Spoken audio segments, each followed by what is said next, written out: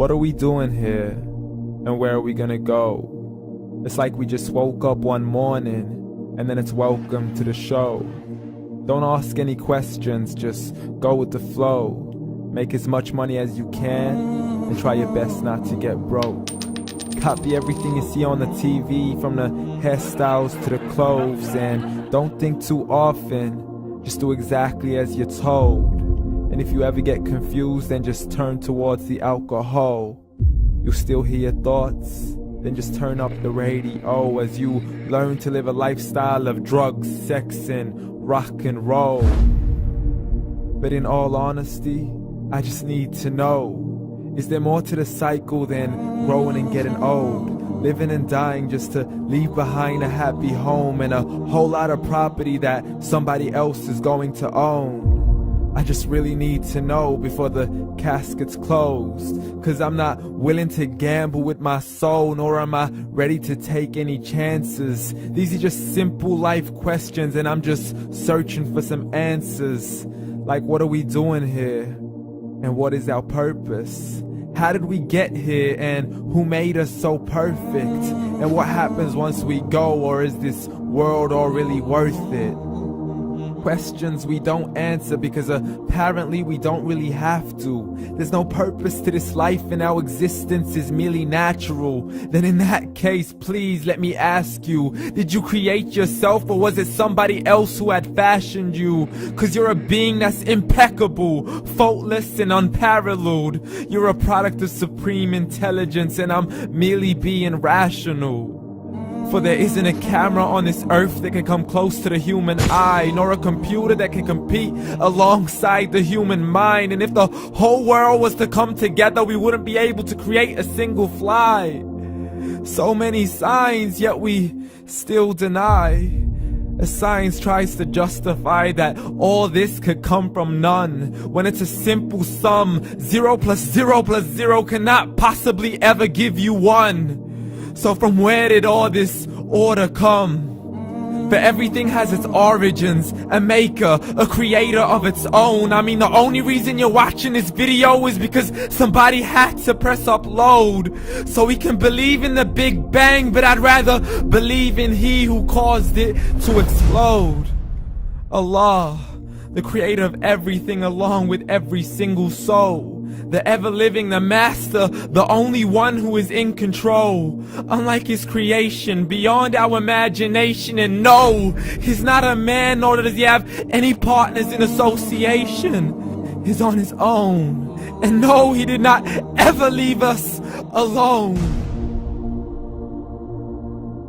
Just like every manufacturer, he left us with an instruction manual. The Quran and Islam, and I'm sorry to jump to conclusions, but it's the only one possible.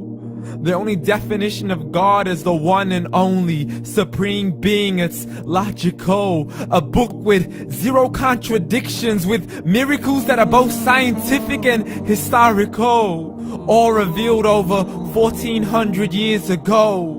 Like the detailed description of the human embryo. The descriptions of the human embryo in the Quran cannot be based on scientific knowledge in the 7th century. To the mountains as pegs holding firm the earth below, and the 2 seas that don't mix in a complete separate flow. To the planets in orbit, alternating night and day as they stay in flow. The expansion of the universe and the creation of everything from H2O. To the stories of the past and the preservation of Pharaoh. To identifying the lowest point in the land where Persia defeated Rome. The gushing fluid that created man in the glands between the ribs and the backbone. And not a word has changed, it's still the same. So please explain how all this was known over 1400 years ago. To a man who couldn't read or write as he would recite whatever the angels spoke. And if you still don't believe, please try to come up with something that's even close. But you can't, so we took God as a mockery and his messengers as a joke. Muhammad could not read or write.